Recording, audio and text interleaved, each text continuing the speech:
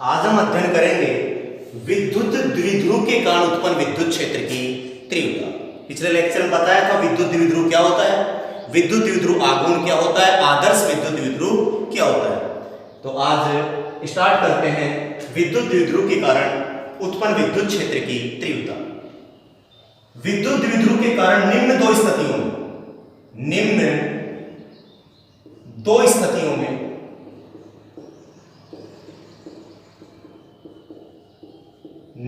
स्थितियों में विद्युत क्षेत्र की तीव्रता ज्ञात कर सकते हैं। निम्न दो स्थितियों में विद्युत क्षेत्र की तीव्रता ज्ञात करेंगे। निम्न दो स्थिति कौन कौन सी स्थिति? यदि पहली बात करें अक्षीय या अनुदैर्घ्य, अक्षीय या अनुदैर्घ्य स्थिति, और दूसरी बात करें निरक्षीय या अनुप्रस्थ या विषुवतीय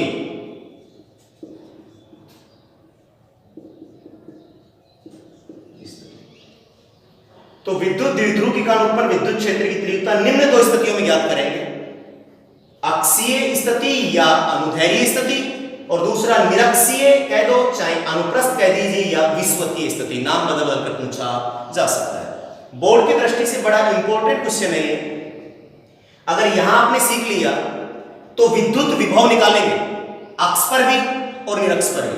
इसी प्रकार जब चुंबक पढ़ेंगे तो वहां पर छठ चुंबक या दंड चुंबक के कारण अक्ष पर मैग्नेटिक फील्ड कैलकुलेट करेंगे और निरक्ष पर मैग्नेटिक फील्ड कैलकुलेट करेंगे। प्रोसेस सेम रहेगा। तो अब हम स्टार्ट करते हैं। पहले तो ये सीखते हैं कि अक्षीय स्थिति कौन सी होती है और निरक्षीय स्थिति कौन सी होती है। एक चर्चा और करेंगे अपन विद्युत द्विध्रुव कण किसी बिंदु पर एनी पॉइंट पर भी निकाल के बताएंगे आपको। बोर्ड की दृष्टि से दो ही काम के हैं, देखिए कैसे। पहले लोकेशन आइडेंटिफाई कर लें। ये एक विद्युत द्विध्रुव है, यानी इसको मान लिया A और ये मान लिया B। यहां रखा है -q आवेश और यहां रखा है +q आवेश। पहले मैं आपको लोकेशन क्लियर कर रहा हूं कि बिंदु कहां होगा, ऑब्जर्वेशन पॉइंट कहां होगा। इनसे मतलब क्या है, अक्षीय और निरक्षीय से। एक विद्युत द्विध्रुव है AB जो -q और +q कूलाम के आवेशों से बना है। ये विद्युत द्विध्रुव हो गया। विद्युत द्विध्रुव की अक्ष हो गई AB और इसका मध्य बिंदु हो गया ये O। अगर आप A और B के बीच की बात करें तो टोटल डिस्टेंस कितनी हो गई? 2l। कितनी मानते हैं? 2l। ये कितनी बच गई? l। और ये भी कितनी बच गई? l।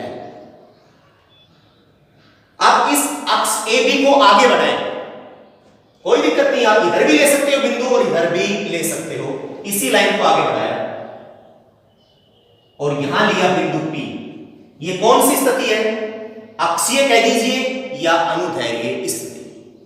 अक्षीय स्थिति। ये कौन सी स्थिति है? अक्षीय स्थिति। यहां अपने को E कैलकुलेट करना है। क्या कैलकुलेट करना है? E कैलकुलेट करना है। अब बात आती है निरक्षीय, अनुप्रस्थ या विषुवतीय। अक्ष AB इसके परपेंडिकुलर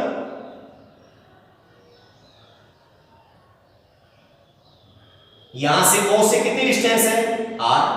इसकी चर्चा फिर आगे करेंगे डिस्टेंस वगैरह की। ये बिंदु है P। ये कहलाता है निरक्षीय, अनुप्रस्थ या विषुवतीय स्थिति। ओके,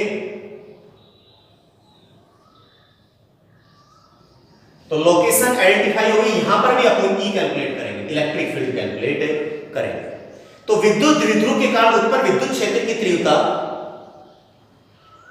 इन दो स्थितियों में निकालेंगे, अक्षीय या अनुदैर्घ्य स्थिति, दूसरा निरक्षीय स्थिति कह दीजिए, अनुप्रस्थ स्थिति कह दीजिए या विषुवतीय स्थिति। बोर्ड की दृष्टि से इंपॉर्टेंट क्वेश्चन है E अक्षीय और E निरक्षीय। अक्षीय रेखा पर स्थित बिंदु पर विद्युत क्षेत्र की तीव्रता निकालना और निरक्षीय रेखा पर स्थित बिंदु पर विद्युत क्षेत्र की तीव्रता निकालना। अब हम स्टार्ट करते हैं बारी बारी से। लोकेशन क्लियर हो गई, अक्षीय और निरक्षीय।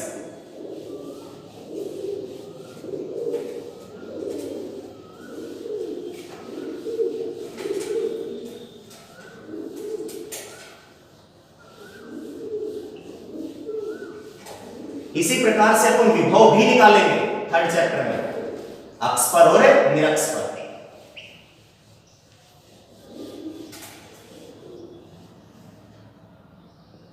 विद्युत द्विध्रुव के कारण, विद्युत द्विध्रुव के कारण अक्षीय रेखा पर स्थित, अक्षीय रेखा पर स्थित, अक्षीय रेखा पर स्थित बिंदु पर विद्युत क्षेत्र की गणना। विद्युत द्विध्रुव के कारण अक्षीय रेखा पर स्थित बिंदु पर विद्युत क्षेत्र की तीव्रता की गणना। बात करते हैं विद्युत द्विध्रुव के कारण, तो पहला काम है विद्युत द्विध्रुव का निर्माण करें। ये ए और ये ले V, यहां -q और ये +q। ये इसका इन दोनों के बीच की दूरी, इन दोनों के बीच की दूरी यानी A और B के बीच की दूरी कह दीजिए, या -q व +q कूलाम के आवेशों के बीच की दूरी क्या मानी है 2L। अक्ष हो गई AB, इसका मध्य बिंदु है ये O, मध्य बिंदु है O, तो इधर बच गई ये L डिस्टेंस और ये भी बच गई L, 2L का आधा आधा हो गया L और L। अक्षीय रेखा पर निकाला नहीं, AB अक्ष पर स्केल रखकर इसको आगे बढ़ाए, इधर बढ़ा सकते हो इधर भी बढ़ा सकते हो, इसको आगे बढ़ाया।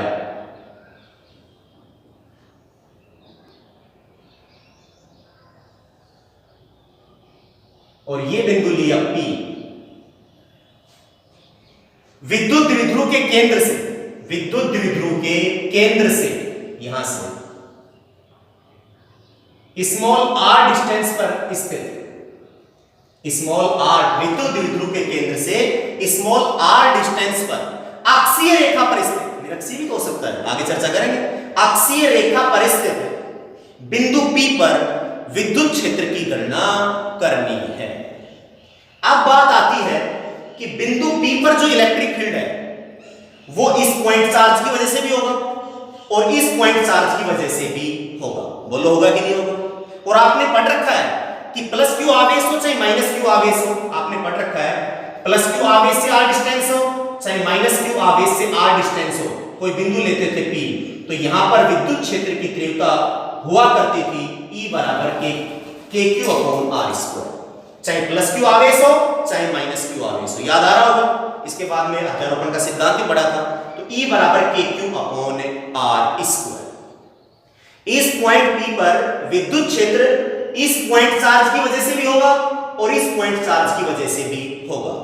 अब बात आती है कि पॉइंट चार्ज की इसकी वजह से और इसकी वजह से यहां पर, यानी ये स्रोत आवेश हो गया और ये भी क्या हो गया स्रोत आवेश, और ये हो गया आपका ऑब्जर्वेशन पॉइंट। तो स्रोत आवेश से जिस बिंदु पर आप इलेक्ट्रिक फील्ड कैलकुलेट करना चाहते हो, ये डिस्टेंस चाहिए, क्या चाहिए, ये डिस्टेंस चाहिए।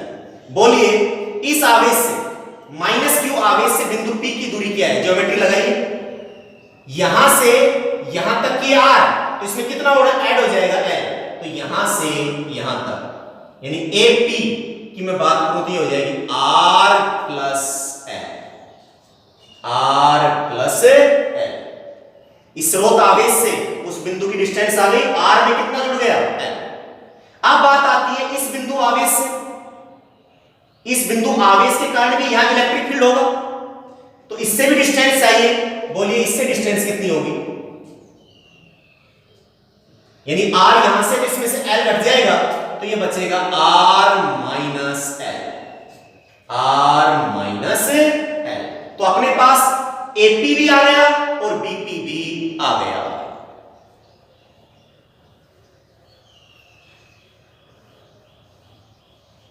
थ्योरी की यदि हम बात करें कि माना एक विद्युत द्विध्रुव AB -q और +q कूलाम के आवेशों से बना है, जिनके बीच की दूरी 2L है।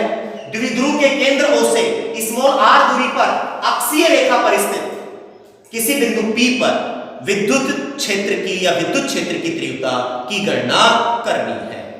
ओके, अब मान लें कि -q वह प्लस क्यू आवेश के कारण बिंदु P पर विद्युत क्षेत्र की तीव्रता क्रमशः, यानी माइनस क्यू आवेश के कारण बिंदु P पर विद्युत क्षेत्र की तीव्रता मान लेता हूं EA वेक्टर। मैं बातें नहीं कर रहा आपको, आप इसे E1 भी मान सकते हो, E डैश भी मान सकते हो, लेकिन मैं A पर रखा है तो इसे मान लिया EA वेक्टर। प्लस क्यू आवेश के कारण बिंदु P पर विद्युत क्षेत्र की तीव्रता मान लेते हैं EB वेक्टर। ओके, आप E1 E2 भी मान सकते हैं, E1 E2 भी मान सकते हैं। अब बात आती है डायरेक्शन की, विद्युत क्षेत्र की दिशा धनावेश से दूर की ओर और ऋणावेश की ओर, जबकि विद्युत द्विध्रुव आघूर्ण की दिशा ऋण से धन की ओर। तो बोलिए इसकी वजह से ऋण है, तो EA ऋणावेश की ओर, EA वेक्टर। ओके, इसकी वजह से माना EB धनावेश से दूर की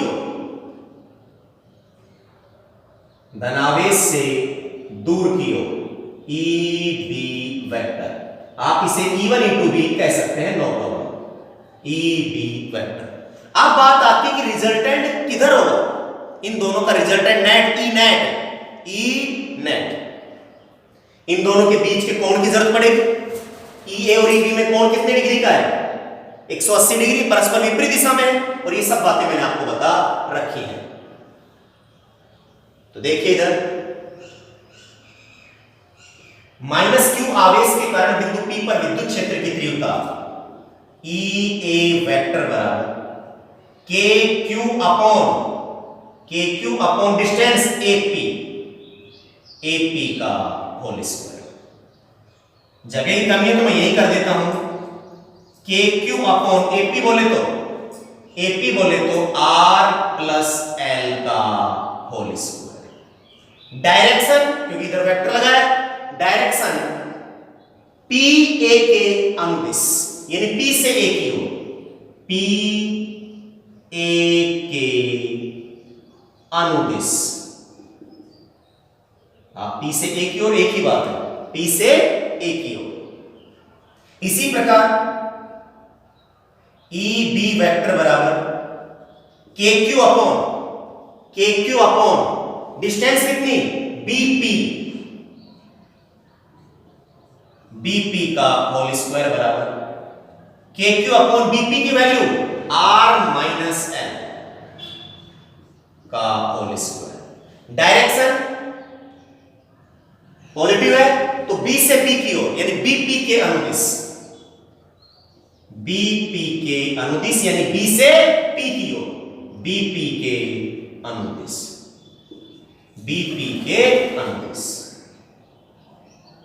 अब बात आती है इन दोनों का रिजल्टेंट निकाला जाए। चूंकि EA वेक्टर व EB वेक्टर परस्पर विपरीत दिशा में है, परस्पर विपरीत दिशा में, या इनके मध्य कोण कितने डिग्री है, इनके मध्य कोण 180 डिग्री है। परस्पर विपरीत दिशा में है या इनके मध्य कोण 180 डिग्री है। अतः बिंदु P पर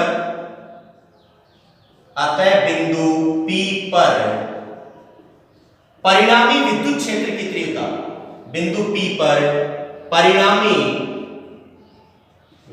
क्षेत्र की तीव्रता, बोलिए क्या होगा, E वेक्टर बराबर या E नेट वेक्टर बराबर EA vector plus EB vector always. अब बात आती है इनका रिजल्टेंट R बराबर √a² plus b² plus 2ab cos theta. यहां पर दो वेक्टर है, EA वेक्टर और EB वेक्टर। फॉर्मूला अप्लाई कर दीजिए, या E वेक्टर नहीं आएगा, √ अगर हम बात करते हैं परस्पर 180 डिग्री कोण है तो EA² plus EB² plus 2EA/EB cos 180 degree, और cos 180 की वैल्यू कितनी, -1। मैंने आपको बताया था कि जब दोनों सदिश एक ही दिशा में तो क्या होता है, E बराबर ई ए प्लस ई बी, परस्पर लंबवत तो E बराबर under root E A square plus E B square, और परस्पर विपरीत दिशा में तो E बराबर ई ए माइनस ई बी या ई बी माइनस ई ए, बड़ा माइनस छोटा। तो अब बात आती है कि E बराबर ई ए माइनस ई बी आएगा या ई बी माइनस ई ए आएगा। चलो देखते हैं। के क्यू अंश सेम है दोनों जगह। अब बात आती है R प्लस एल, ज्योमेट्री से देखिए R प्लस एल ज्यादा है, ये ज्यादा है तो ये क्या होगा, व्युत्क्रम अनुपात में ये कम होगा, और ये कम है तो ये क्या होगा, ज्यादा। तो मैं कह सकता हूं कि ई ए का मान क्या होगा, कम, और ई बी का मान क्या होगा, ज्यादा। यानी ई बी माइनस ई। ऐसा क्यों, मैं रीजन लिख रहा हूं साइड में, चूंकि R प्लस एल बड़ा है किससे, R माइनस एल से। आप ऐसे भी कह सकते हैं कि AP बड़ा है किससे, BP से। तो R प्लस एल ये ज्यादा है तो ये क्या होगा, कम, और ये कम है तो ये क्या होगा, ज्यादा। आप देख लीजिए डायग्राम से, तो यहां आएगा EB माइनस E। अगर EA बड़ा होता तो क्या आता, EA माइनस EB। दोनों की वैल्यू आपके पास है। अब कहीं कहेंगे कहां है आपके पास, ये तो वेक्टर है। अरे केवल मैग्नीट्यूड ले लीजिए ना, केवल मैग्नीट्यूड, दैट इज EA, और ये क्या है, EB। तो EA व EB का मान रखने पर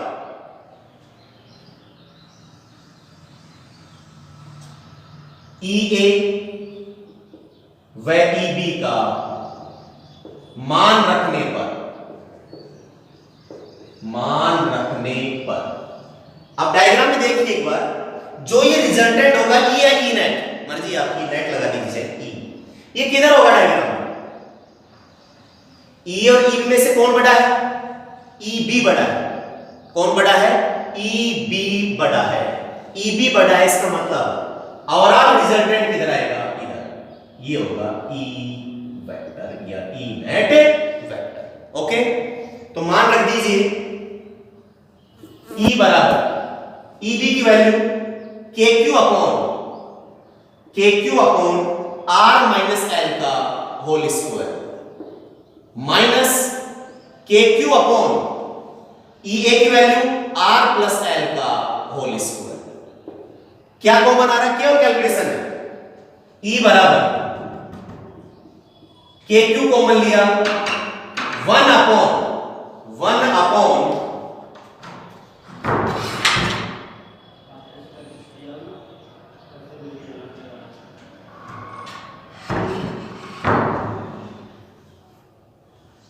क्या आया, KQ कॉमन ले लिया तो क्या बचता है, 1 अपॉन R माइनस L का whole square minus 1 upon R plus L का होल स्क्वायर।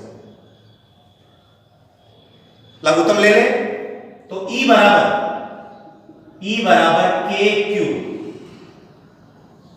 लघुत्तम लिया R माइनस L का whole square, R minus L का होल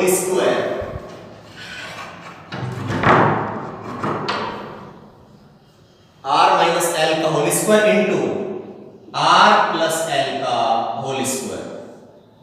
इसके ऊपर क्या चढ़ गया, R प्लस L का whole square minus R minus L का whole square. A plus B का होल स्क्वायर से खोले इसे, और इसे A माइनस B का होल स्क्वायर। तो E बराबर KQ, नीचे देखिए क्या बनता है, पढ़ा होगा आपने formula, A minus B multiply A plus B। अरे भाई, या x plus y into x minus y बराबर फॉर्मूला होता है x square minus y square.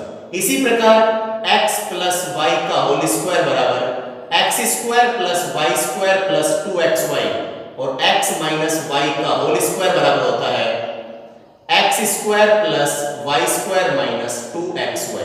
ये फॉर्मूले आपको आते होंगे। तो देखिए यहां पर r माइनस है और यहां पर r प्लस है, वो बात की एक स्क्वायर है, तो मैं एक साथ कैसे लिख सकता हूं, r square minus l square का फॉर्मूला लगा दिया, a minus B multiply a plus B, A square minus B square, already square है तो क्या लगा दिया, स्क्वायर। इसे खोलिए a प्लस बी का होल स्क्वायर, क्या आएगा, R square plus L square plus 2rl minus इसे a माइनस बी का whole square, R square minus are square plus L square minus 2rl। Okay, कोष्टक हटाएंगे तो अंदर के साइन बदल जाएंगे, तो क्या आएगा, E बराबर के q r square plus L square plus 2rl minus are square minus L square, ये क्या हो जाएगा, प्लस 2rl डिवाइड बाई ये होगा r square minus L square का होल स्क्वायर। कुछ कट रहा है क्या, आर स्क्वायर से आर स्क्वायर कैंसिल हो गया, एल स्क्वायर से एल स्क्वायर क्या हो गया, कैंसिल, 2rl प्लस 2rl अंश में क्या हो गया, 4rl, तो ये आया E बराबर के क्यू ऊपर आ गया 4rl upon are square minus L square का होल स्क्वायर। तो E बराबर के क्यू कोष्टक में 4rl या l upon are square minus L square का होल स्क्वायर। नोट करिए फटाफट,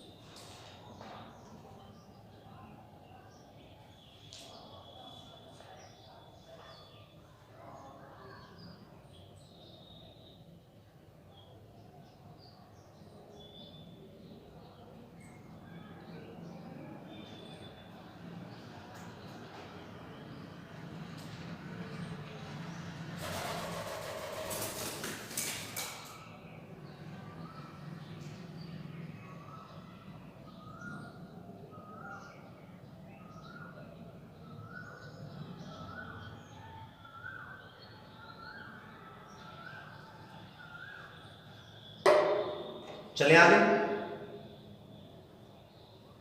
डायग्राम नहीं मिटा रहा हूं मैं अभी,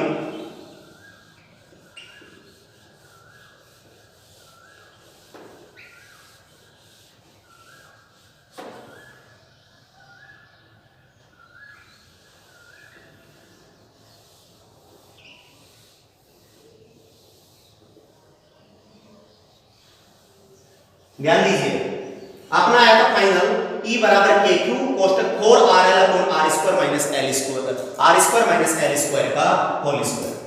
अब देखिए अपने को यहां पर दो लॉजिक अप्लाई करने हैं। मैंने बताया था कि विद्युत द्विध्रुव के बीच की दूरी 2l का मान अत्यंत कम होता है, 2l का मान अत्यंत कम होता है, इसकी तुलना में सेंटर O से इस बिंदु P की दूरी क्या है, अधिक, यानी इन दोनों आवेशों के बीच की दूरी की तुलना में r का मान क्या है, अधिक, यानी दीर्घ दूरियों के लिए, दीर्घ दूरियों के लिए चूंकि r ग्रेटर देन l, इसलिए r स्क्वायर ग्रेटर देन क्या, l स्क्वायर, यानी एल स्क्वायर को आर स्क्वायर की तुलना में नगण्य मानने पर, अतः एल स्क्वायर को या एल की उच्च घातों को, एल स्क्वायर को आर स्क्वायर की तुलना में नगण्य मानने पर एल स्क्वायर टेंड्स टू 0, तो बोलिए क्या रूप बनेगा उसका, E बराबर के q 4rl upon are square minus L square की जगह 0 का होल स्क्वायर, तो क्या आया, E बराबर के q 4rl upon are square का स्क्वायर यानी r की पावर 4,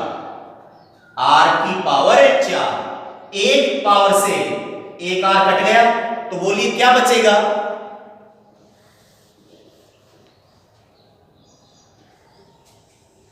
यहां बचेगा E बराबर के q 4L upon r q, 4L upon r q. अब अपन जानते हैं, ये इस चार को तोड़ दें, 2 इंटू 2, थोड़ा सा डिजाइन कर दें। E बराबर 2 बार ले लें, 2K अपॉन आर क्यू, क्या बच गया अंदर? Q into 2L, Q into 2L। कुछ नहीं किया मैंने, इस चार को कर दिया 2 इंटू 2, ये 2 बाहर लिया और 2L को Q के साथ लगा दिया। पता होगा आपको P बराबर Q इंटू 2L। चूंकि हम जानते हैं विद्युत द्विध्रुव आघूर्ण, चूंकि हम जानते हैं कि विद्युत द्विध्रुव आघूर्ण, विद्युत द्विध्रुव आघूर्ण P बराबर Q इंटू 2L, तो इसकी जगह P आ सकता है, तो बोलिए क्या आया? E बराबर 2KP अपॉन आर क्यू। कहां आया ये? E पैरों में अक्षीय, E अक्षीय बराबर 2KP अपॉन आर क्यू। 2 एक डिजिट है, K स्थिर वैद्युत की नियतांक जिसकी वैल्यू 9 मल्टीप्लाई 10 की पावर 9। P क्या है? विद्युत द्विध्रुव आघूर्ण जिसका मात्रा कूलम इंटू मीटर या डिवाइड। और R क्या है? R है विद्युत द्विध्रुव के केंद्र से अक्ष पर स्थित उस बिंदु की दूरी, उस बिंदु की दूरी। अब ध्यान दीजिए, वेक्टर फॉर्म में बात करते हैं इसकी। वेक्टर फॉर्म, इसी के लिए मैंने डायग्राम को बचाए रखा था अभी। इलेक्ट्रिक फील्ड कैसी राशि है? एक वेक्टर क्वांटिटी है, यानी E अक्षीय पैरों में वेक्टर बना 2K। P विद्युत द्विध्रुव आघूर्ण भी कैसी राशि है? सदिश, ओनली P के ऊपर वेक्टर अपॉन आर क्यू। अब बात आती है, डायग्राम से देखिए, ओवरऑल इलेक्ट्रिक फील्ड किधर है? इधर की तरफ, ये क्योंकि E भी बड़ा है, E भी बड़ा है। बोलिए P वेक्टर की डायरेक्शन किधर है? P की डायरेक्शन होती है नेगेटिव से पॉजिटिव की ओर, ये माइनस Q और ये प्लस Q, यानी P की डायरेक्शन किधर होगी? किधर है? P vector. बोलिए P वेक्टर और E वेक्टर एक ही डायरेक्शन में है, इनके मध्य एंगल कितने डिग्री है? 0 डिग्री है, तभी यहां पर कोई साइन, इसका मतलब साइन क्या है? प्लस का। निरक्षीय में आप देखोगे E निरक्षीय आएगा, ये 2 हट जाएगा यहां से, KP upon r cube. But जब वेक्टर फॉर्म में लिखूंगा तो E निरक्षीय बराबर, मैं यहां एक साइन लेके आऊंगा माइनस का, तो आप कंफ्यूज हो जाओगे। इसलिए मैं क्लियर कर रहा हूं इस बात को डायग्राम से कि ओवरऑल इलेक्ट्रिक फील्ड इधर, P की डायरेक्शन नेगेटिव से पॉजिटिव की ओर, इधर से इधर। बताइए ये दोनों एक ही दिशा में, यानी E किसको फॉलो कर रहा है? P को। यहां कोई साइन नहीं, तो प्लस का साइन इस बात को सूचित कर रहा है कि E की डायरेक्शन जिधर है उधर ही क्या है? P की डायरेक्शन। तो E अक्षीय बराबर, ध्यान रखना निरक्षीय में यहां पर माइनस आएगा, उसे समझाऊंगा डायग्राम से कि माइनस कैसे आया। E अक्षीय बराबर 2KP vector upon r cube. मात्रक तो आपको पता ही होगा, न्यूटन प्रति कूलम, या दूसरा मात्रक क्या होता है? वोल्ट प्रति मीटर, वोल्ट प्रति मीटर। तो ये था विद्युत द्विध्रुव के कारण अक्षीय रेखा पर स्थित किसी बिंदु पर विद्युत क्षेत्र की तीव्रता E अक्षीय बराबर 2KP अपॉन आर क्यूब। थोड़ी टेक्निक रखें दिमाग में, निरक्ष पर जब निकालेंगे तो रिजल्ट आएगा E निरक्षीय बराबर 2 नहीं आएगा, only KP upon r cube, KP upon r cube. थोड़ा सा लगा होगा आपको कि बिंदु आवेश के कारण, बिंदु आवेश के कारण, ये बिंदु आवेश से r डिस्टेंस पर कोई भी पॉइंट, तो यहां तो विद्युत क्षेत्र की तीव्रता होती है KQ upon r square. But विद्युत द्विध्रुव के कारण जो विद्युत क्षेत्र की तीव्रता होती है वो आई, यानी अक्ष हो चाहे निरक्ष हो, यहां पर होता है E व्युत्क्रमानुपाती R क्यूब। जबकि बिंदु आवेश की वजह से होती है E व्युत्क्रमानुपाती R square. E व्युत्क्रमानुपाती R square और E व्युत्क्रमानुपाती R क्यूब। ये तो विद्युत द्विध्रुव चाहे अक्षीय हो चाहे निरक्षीय हो, यहां R क्यूब भी आएगा। जबकि बिंदु आवेश की वजह से होता है E बराबर KQ/R स्क्वायर। ये दोनों में डिफरेंस है। कई बार पूछ लिया जाता है कि बिंदु आवेश से दूरी बढ़ने पर तथा विद्युत द्विध्रुव के केंद्र से दूरी बढ़ने पर, चाहे अक्ष हो चाहे निरक्ष हो, विद्युत क्षेत्र की तीव्रता समान दर से घटती है या बढ़ती है। पहली बात तो दोनों ही केसों में, चाहे बिंदु आवेश से दूरी बढ़े चाहे विद्युत द्विध्रुव के केंद्र से दूरी बढ़े, हर हाल में व्युत्क्रमानुपात है। इसका मतलब विद्युत क्षेत्र की तीव्रता पहली बात तो घटती है। अब बात आती है समान दर से घटती है या असमान दर से, तो क्योंकि दोनों की E और R की डिपेंडेंसी अलग अलग है। ये E व्युत्क्रमानुपाती R क्यूब है द्विध्रुव के लिए, जबकि पॉइंट चार्ज के लिए R स्क्वायर, तो समान दर से नहीं घटती है। किस दर से घटती है? असमान दर से घटती है। जैसे जैसे दूरी बढ़ती जाती है विद्युत क्षेत्र की तीव्रता का मान घटता जाता है। कई बार यहां से क्वेश्चन पूछ लिया जाता है कि विद्युत द्विध्रुव के कारण अक्षीय स्थिति में, कौन सी स्थिति में? अक्षीय स्थिति में P वेक्टर विद्युत द्विध्रुव आघूर्ण सदिश और विद्युत क्षेत्र सदिश के मध्य कोण कितने डिग्री होता है? तो आपका आंसर आएगा, बताइए क्या? 0 डिग्री। कितने degree? 0 degree. Theta equal to 0 degree. कौन सी स्थिति में? अक्षीय स्थिति। अक्षीय स्थिति देख लीजिए आप, P वेक्टर E वेक्टर एक ही दिशा में परस्पर समांतर है, तो एंगल कितने डिग्री? 0 डिग्री। इसी वजह से यहां प्लस आया, कोई साइन तो प्लस ही है, जबकि निरक्षीय में यहां साइन माइनस आएगा, जो इस बात को रिप्रेजेंट करेगा कि E और P की डायरेक्शन जस्ट एक दूसरे की क्या होंगी? अपोजिट होंगी। तो अक्षीय स्थिति में विद्युत द्विध्रुव आघूर्ण सदिश यानी P वेक्टर और विद्युत क्षेत्र सदिश E वेक्टर के मध्य कोण 0 डिग्री होता है। ओके, नोट करिए फटाफट, रफ को भी पेन लेके बैठा कीजिए।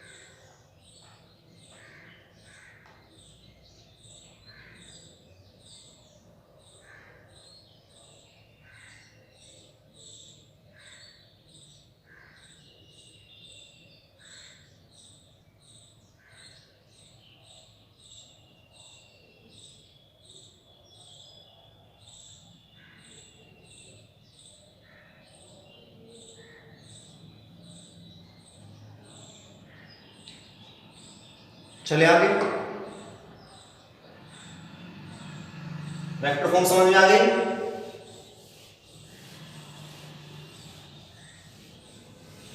चाहे आप दीर्घ दूरियों का जो कॉन्सेप्ट है वो यहां लगा सकते हो और पहले ये लगा सकते हो, यानी दो लॉजिक यूज किए, एक तो दीर्घ दूरी का और एक किया P बराबर Q इंटू 2L। इन दोनों में चाहे पहले किसी को लगाओ और बाद में किसी को लगाओ, रिजल्ट पर कोई प्रभाव नहीं पड़ेगा।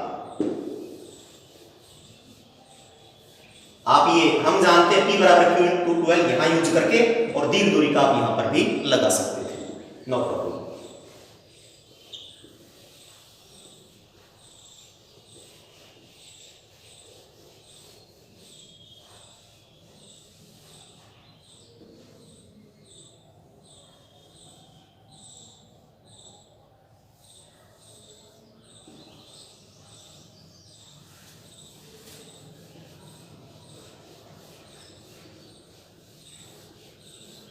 अब हम बात करेंगे विद्युत द्विध्रुव के कारण, विद्युत द्विध्रुव के कारण निरक्षीय रेखा पर स्थित, मैंने नाम बताए थे दो तीन अलग से, निरक्षीय कह दीजिए, अनुप्रस्थ कह दीजिए, और चाहे विषुवतीय। एक बार केवल विषुवतीय से पूछ लिया था राजस्थान बोर्ड में, तो नाम आपको सारे पता होने चाहिए। विद्युत द्विध्रुव के कारण निरक्षीय रेखा पर, मैंने बता दिया पहले, मैं यहां एक नाम लिख रहा हूं, निरक्षीय रेखा पर स्थित बिंदु पर विद्युत क्षेत्र की गणना। निरक्षीय कहिए, विस्वतीय कहिए, चाहे अनुप्रस्थ कहिए। विद्युत द्विध्रुव के कारण तो बात आती है विद्युत द्विध्रुव। ये ए और ये है बी, दोनों के बीच की दूरी 2L और द्विध्रुव का मध्य बिंदु, द्विध्रुव का केंद्र O। तो इधर ही बच गया द्विध्रुव की अक्ष का मध्य बिंदु ये O, इधर ही बच गया L और ये भी बच गया L। यहां से अब निरक्षीय रेखा कौन सी? अक्ष के परपेंडिकुलर, लंबवत।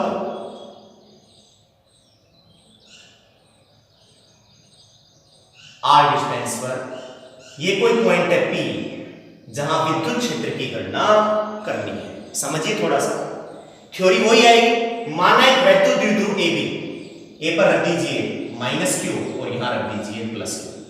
माना एक वैद्युत द्विध्रुव AB -q और +q कूलम के आवेशों से बना है, जिनके बीच की दूरी 2L है।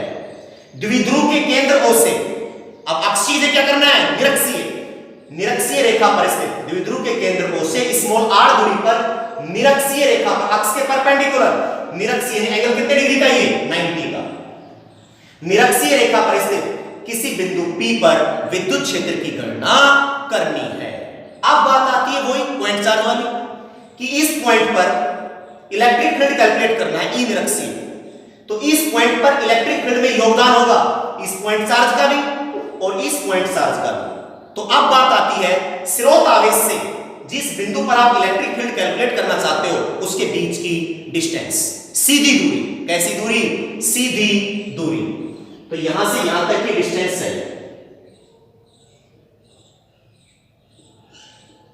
ये, यानी AP और इसी प्रकार चाहिए BP। मध्य बिंदु है O AB का, तो झुकाव बराबर होगा ये कोण भी थीटा, तो ये भी कितना? थीटा। ओके, ये डिस्टेंस चाहिए AP और BP। पाइथागोरस प्रमेय से AP और BP निकाल सकते। AP और BP आपस में बराबर होगी पाइथागोरस प्रमेय से। पाइथागोरस प्रमेय से AP का होल स्क्वायर बराबर OA का होल स्क्वायर प्लस OP का होल स्क्वायर। तो AP का होल स्क्वायर बराबर OA यानी L square plus R square. मैं कह सकता हूं AP बराबर √R square plus L square, और ये आपस में बराबर है AP और BP। तो AP और BP की वैल्यू आ गई √R square plus L square, यानी ये distance √R square plus L square और ये distance √R square plus L square. Okay, अब अपन पॉइंट चार्ज का फंडा यहां लगा सकते हैं। वही बात, इसकी वजह से इस पॉइंट पर इलेक्ट्रिक फील्ड EA मान लो, आप E1 मान सकते हो, E1 E2, मैं EA मान लेता हूं EA, और इसकी वजह से EB यानी -q आवेश की वजह से इलेक्ट्रिक फील्ड मान लेता हूं मैं EA और +q आवेश की वजह से इलेक्ट्रिक फील्ड मान लेता हूं EB। आप 1 2 भी मान सकते हैं, नो प्रॉब्लम। EB अब ऋणावेश है, विद्युत क्षेत्र की दिशा धनावेश से दूर की ओर और ऋणावेश की ओर। ध्यान रखें, जबकि विद्युत द्विध्रुव आघूर्ण की दिशा ऋण से धन की, दोनों जस्ट एक दूसरे क्या है? अपोजिट। इलेक्ट्रिक फील्ड की डायरेक्शन पॉजिटिव से नेगेटिव की ओर और विद्युत द्विध्रुव आघूर्ण की दिशा नेगेटिव से पॉजिटिव की ओर। तो EA ऋणावेश की ओर, ये होगा आपका EA वेक्टर। EA वेक्टर इसकी वजह से धनावेश से दूर की ओर, तो इसी लाइन पर स्केल रखकर इसको आगे बढ़ाया, टेढ़ा मेढ़ा नहीं, इसी लाइन पर स्केल रखकर इसको आगे बढ़ाया, यह आया आपका EB वेक्टर। अब बात आती है कि EB तो हम निकाल लेंगे, दोनों का रिजल्ट निकालने के लिए इन दोनों के बीच का कोण चाहिए। क्या चाहिए? EA और EB के बीच के कोण की क्या पड़ेगी? जरूरत पड़ेगी। तो EA और EB की यदि हम बात करें, EA वेक्टर बराबर वही KQ अपॉन AP का होल स्क्वायर कह दीजिए, मैं कर दूं under root R square plus L square का whole square, under root R square plus L square का होल स्क्वायर। और ये आपको मालूम है अंडर रूट हट जाए, क्योंकि अंडर रूट हटाएंगे तो क्या होता है, देखिए इधर R square plus L square की पावर 1/2 का स्क्वायर, तो गुणा में 2 से 2 कट गया। अरे कट गया कि नहीं? तो मैं इसी के आगे बराबर या नीचे कर रहा हूं, EA वेक्टर बराबर KQ upon R square plus L square. Direction PA के अनुदिश, PA के अनुदिश यानी P से A की ओर। इसी प्रकार EB वेक्टर बराबर स्रोत आवेश प्लस Q यानी KQ, ऑलवेज यहां पर KQ ना कि माइनस KQ, KQ अपॉन वही under root R square plus L square का होल स्क्वायर, तो सीधा कर दूं R square plus L square, under root हट गया। डायरेक्शन BP के अनुदिश यानी B से P की ओर, B से P की ओर या BP के अनुदिश या B से P की ओर। तो E आ गया, EB आ गया। अब समस्या आती है कि दोनों का रिजल्टेंट निकालना है, तो दोनों के बीच के कोण की जरूरत पड़ेगी। एंगल कितना है? E और EB ना तो 0 है, ना 90 है, ना 180 है। कितना कोण है देखिए, बेसिक ज्योमेट्री लगाइए यहां पर, ट्रिग्नोमेट्री। इस लाइन के समांतर एक लाइन खींची यानी AB के समांतर, ये कोण थीटा, ध्यान दीजिएगा, तो ये कोण भी क्या? थीटा। ओके, एकांतर कोण है, Z बन गया ना। इसी प्रकार इस लाइन को आगे बढ़ाएगा, कोण समझिए ढंग से। अब देखिए ये Z बन गया, ये थीटा तो ये भी थीटा, ये तो चाहिए नहीं अपने को, लेकिन जरूरत है इसकी। ये थीटा तो ये थीटा, शीर्षाभिमुख कोण है। कैसे कोण है? शीर्षाभिमुख कोण। तो बताइए अपना टोटल एंगल कितना हो गया यहां से यहां तक का? 2 थीटा। 2 थीटा कितना हो गया? 2 थीटा। एंगल समझ में आ गया सभी को? चूंकि EA वेक्टर व EB वेक्टर के मध्य कोण 2 थीटा है, अतः बिंदु P पर परिणामी विद्युत क्षेत्र की तीव्रता, अतः बिंदु P पर परिणामी विद्युत क्षेत्र की तीव्रता, मैंने आपको मेथड बता रखा है कि क्या करना है। बिंदु P पर परिणामी विद्युत क्षेत्र की तीव्रता, ये इधर लिख दीजिए, ये distance under root R square plus L square. अब यहां तो क्या E नेट या E वेक्टर बराबर, E वेक्टर बराबर हमेशा EA vector plus EB vector. Okay, EA vector plus EB vector. अब बात आती है या फॉर्मूला अप्लाई करने की। E बराबर, अब तो फॉर्मूला लगाना ही पड़ेगा, E बराबर under root EA square plus EB square plus 2 EA EB cos 2 theta under root EA square plus EB square plus 2 EA EB cos theta कितना है? 2 थीटा। दोनों के बीच का कोण निकालना मैंने आपको समझा ही दिया। अब इन दोनों का जो रिजल्टेंट आएगा बेटा, वो इधर ही तो आएगा कि, अरे इधर ही आएगा कि नहीं आएगा? ये अपने को डायरेक्शन बताएगा। P वेक्टर और E वेक्टर के मध्य कोण कितने डिग्री का है? थोड़ी देर रुकिए, तो वैल्यू रख दीजिए। चूंकि E और EB आपस में बराबर है, चूंकि EA बराबर EB, या तो आप वैल्यू भी रख सकते हो, E बराबर अंडर रूट, क्या तो EA के पद बना लो या EB के बना लो, मर्जी आपकी। तो ई A square plus E A square plus 2 E A square plus plus नहीं मल्टीप्लाई cos 2 थीटा।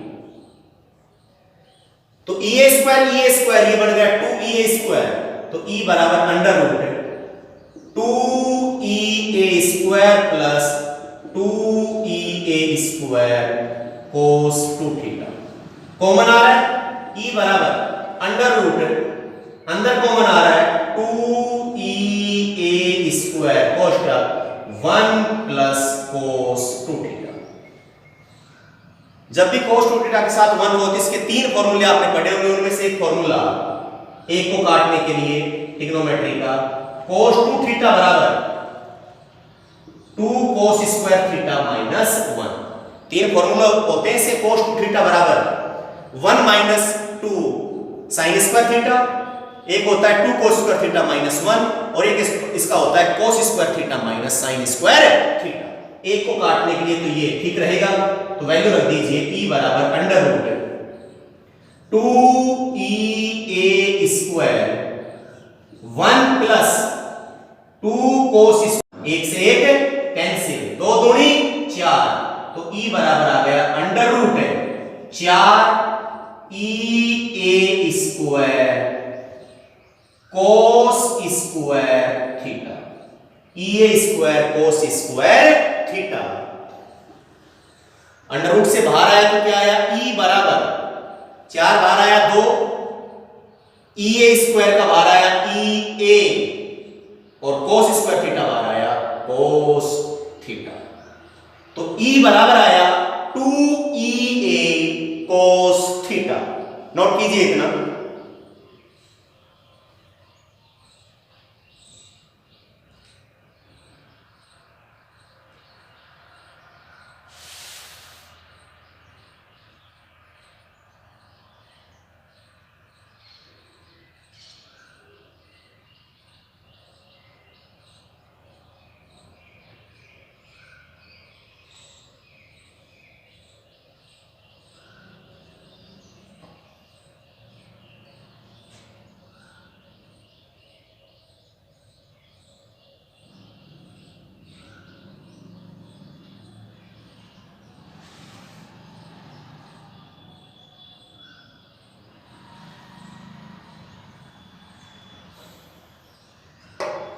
चले आगे, डायग्राम को नहीं मिटाएंगे, डायग्राम की जरूरत पड़ेगी लास्ट में। पी वेक्टर और ई वेक्टर के मध्य कोण अक्षीय में कितना आया था 0, यहां आएगा 180 डिग्री। इसी के लिए डायग्राम को बचा के रखेंगे। अभी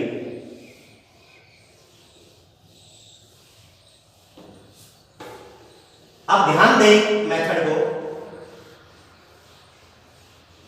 रिजल्टेंट निकालने के यहां 2 तरीके हो सकते थे। मैंने तरीका यूज किया है जब दोनों सदिशों के मध्य कोण ले लिया मैंने 2 थीटा। एक इसका होता है, आपने पढ़ा होगा 11th क्लास में, द्विमीय निर्देश तंत्र में सदिशों का वियोजन और त्रिमीय निर्देश तंत्र में सदिशों का वियोजन। इन वेक्टर को घटकों में तोड़ते थे। कोई वेक्टर है a तो उसका घटक आया था ax बराबर a cos थीटा और ay बराबर a sin थीटा। उसी को यूज करके बिना इस बीच के कोण से भी आप यहां तक पहुंच सकते थे, e बराबर 2a cos थीटा। मेरी बात आपको समझ में आई? यानी मेरा कहने का मतलब क्या है कि आपने e वेक्टर बराबर किया था, अभी e a vector plus e b vector किया था और फिर यह फॉर्मूला अप्लाई किया था r बराबर under root a square plus b square plus 2ab cos theta. कोण यूज करके यहां से यहां तक का रास्ता, इसी का एक अल्टरनेट रास्ता है जो घटकों में वियोजित करके यहां से यहां तक का, फाइनली यहां से यहां तक का। एक तो using angle theta between e and eb, एक बताएंगे आपको घटकों में तोड़ के आएगा e बराबर 2ea cos थीटा। चलो पहले इसको कर लेते हैं कंप्लीट, उसके बाद में बताएंगे लास्ट में। अब अपना आया था, अभी फाइनल रिजल्ट नहीं आया, e बराबर 2ea cos थीटा। e बराबर ea की वैल्यू आपके पास मौजूद है kq upon r square plus l square. Okay, cos theta, cos theta. अब चाहे तो आप ट्राइंगल इसमें AOP या ट्राइंगल OPA से आप कोस थीटा निकाल सकते हो, लाल बटा में कक्का LAL बटा में KKA। तो ट्राइंगल APO से बोलिए कोस थीटा बराबर क्या होता है? LAL बटा में KKA साइन कोस टेन, यानी आधार बटा में कर्ण। आधार कितना है? L बटा में कर्ण under root R square plus L square. आ गया कोस थीटा। आप इस ट्राइंगल से भी निकाल सकते थे, नो प्रॉब्लम। अब इस वैल्यू को यहां रख दीजिए, यहां कोस थीटा को बोलिए क्या आएगा? E नेट या E बराबर 2KQ upon R square plus L square into cos theta की वैल्यू L अपॉन, इसको मैं लिख सकता हूं, चलो ऐसे लिख दीजिए फिलहाल तो, R square plus L square root R square plus L square. Root का मतलब पावर 1/2 कर सकते हैं। ऐसा क्यों कर रहा हूं बताऊंगा अभी। 2KQL upon R square plus L square, root उठाया R square plus L square की पावर 1/2। 1/2 क्यों? गुणा में जब आधार समान तो बातें जुड़ जाती हैं, इसलिए रूट उठा की पावर कितना कर दिया? 1/2। इसकी कोई पावर नहीं तो 1, तो 1 प्लस 1/2 कितना आ गया? एलसीएम 2, 3/2। तो E बराबर 2KQL upon R square plus L square की पावर 3/2। अब वही बात, दो लॉजिक यूज करने हैं, एक तो दीर्घ दूरी का और एक P बराबर Q इंटू 2L। चाहे कोई सा पहले यूज करो, कोई सा बाद में, कोई प्रभाव नहीं पड़ेगा दीर्घ दूरियों के लिए, क्योंकि 2L का मान अल्प है, इसकी तुलना में R का मान क्या है? ज्यादा। तो L की उच्च घातों को नगण्य मानने पर दीर्घ दूरियों के लिए, चूंकि R ग्रेटर देन L, इसलिए R स्क्वायर उसका स्क्वायर बढ़ा होगा किससे? L स्क्वायर को, यानी L स्क्वायर की R स्क्वायर की तुलना में या L स्क्वायर को R स्क्वायर की तुलना में नगण्य मानने पर, अतः L स्क्वायर को R स्क्वायर की तुलना में नगण्य मानने पर यानी L स्क्वायर टेंड्स टू 0, तो E बराबर क्या आया बेटा? 2KQL upon R square plus 0 की पावर 3/2। तो क्या आया? E बराबर 2KQL अपॉन R स्क्वायर की पावर 3/2। 2 से 2 कट जाएगा, अरे भाई ऐसे R स्क्वायर इंटू 3/2, 2 से 2 कट गया, तो नीचे क्या बच गया? R cube. क्या बच गया? R cube. अब थोड़ा सा इसको इस फॉर्म में लिखते हैं कि हमें लगाना है P बराबर Q इंटू 2L। तो E बराबर K कोष्टक में Q into 2L upon R cube. चूंकि हम जानते हैं कि क्या P बराबर Q इंटू 2L, तो क्या आ गया? E अक्षीय निरक्षीय, पैरों में निरक्षीय बराबर KP अपॉन R क्यूब। मात्रक कोई न्यूटन प्रति कूलम या वोल्ट प्रति मीटर। अब हम बात करें इसकी वेक्टर फॉर्म की। किसकी बात करें? वेक्टर फॉर्म की। वेक्टर फॉर्म सदिश रूप में, तो बोलिए क्या होगा? E सदिश राशि है, E निरक्षीय बराबर KP सदिश राशि है अपॉन ओनली P के ऊपर वेक्टर R क्यूब। अभी बात आती है कि यहां वहां तो कोई साइन नहीं तो कोई प्लस का ही साइन था, लेकिन यहां आएगा साइन माइनस का। समझिए इस बात को, वही मात्रक न्यूटन प्रति कूलम। इसी के लिए डायग्राम बचा के रखा था। बताइए ई ए बी था, इन दोनों का रिजल्टेंट परिणाम इधर आएगा ई, जो इधर है, जबकि पी की डायरेक्शन होती है नेगेटिव से पॉजिटिव की ओर। तो बोलिए पी किधर होगा, पी किधर होगा, इधर, नेगेटिव से पॉजिटिव की ओर। तो पी इधर है, नेगेटिव से पॉजिटिव इधर, जबकि ई इधर है रिजल्टेंट। तो बताइए दोनों एक दूसरे की विपरीत दिशा में, इसके लिए क्या लगाएंगे, माइनस। ये नेगेटिव चिन्ह ये रिप्रेजेंट करता है कि इलेक्ट्रिक फील्ड की डायरेक्शन विद्युत द्विध्रुव आघूर्ण की दिशा के जस्ट क्या है, अपोजिट है। तो ये माइनस समझ में आ गया डायग्राम से।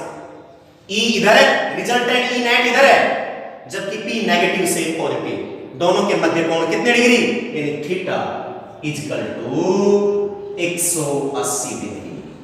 किस किस के मध्य कोण है, पी वेक्टर यानी विद्युत द्विध्रुव आघूर्ण सदिश व विद्युत क्षेत्र सदिश के मध्य कोण, के मध्य कोण कितना, 180 डिग्री निरक्षीय स्थिति में, जबकि अक्षीय स्थिति में एंगल कितने डिग्री, 0 डिग्री। तो ये था विद्युत द्विध्रुव के कारण निरक्षीय रेखा कह दीजिए चाहे अनुप्रस्थ कह दीजिए आप, विस्वतीय स्थिति में विद्युत क्षेत्र की गणना। नोट कीजिए फटाफट।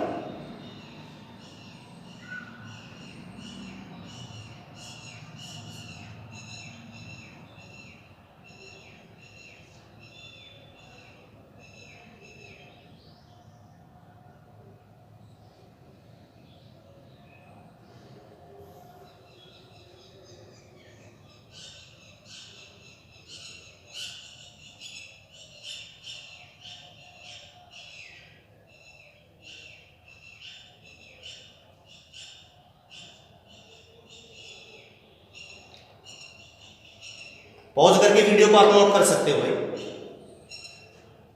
अब इधर ध्यान दें एक बार, मैं आपको बता रहा था इसका एक दूसरा रास्ता, पूरे का दूसरा रास्ता नहीं, कहां से कहां तक पहुंचने का एक रास्ता। इधर ध्यान दीजिए, घटकों में वियोजित करके।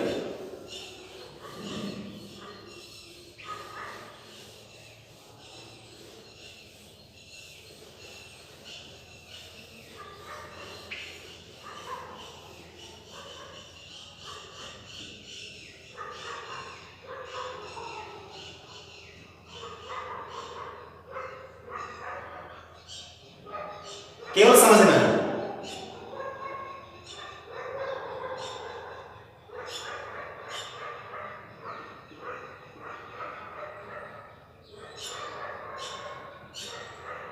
इधर ध्यान दीजिए भाई,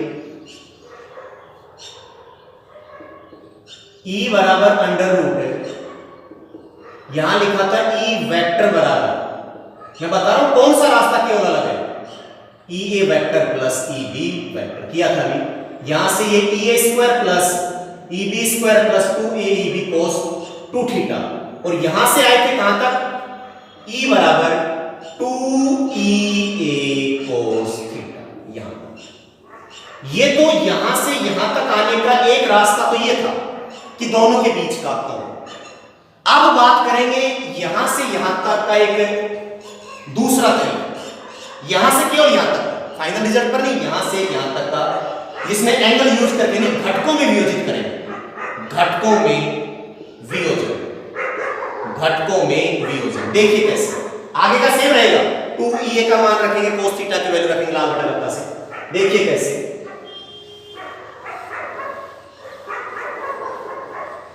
ग्यारहवीं क्लास में पढ़ा था द्विमीय निर्देश तंत्र में सदिशों का वियोजन। ध्यान दीजिए बेटा, ये एंगल थीटा समझ में आता है, तो ये इसका कौन सा घटक होगा, यदि हम बात करें बारी बारी से,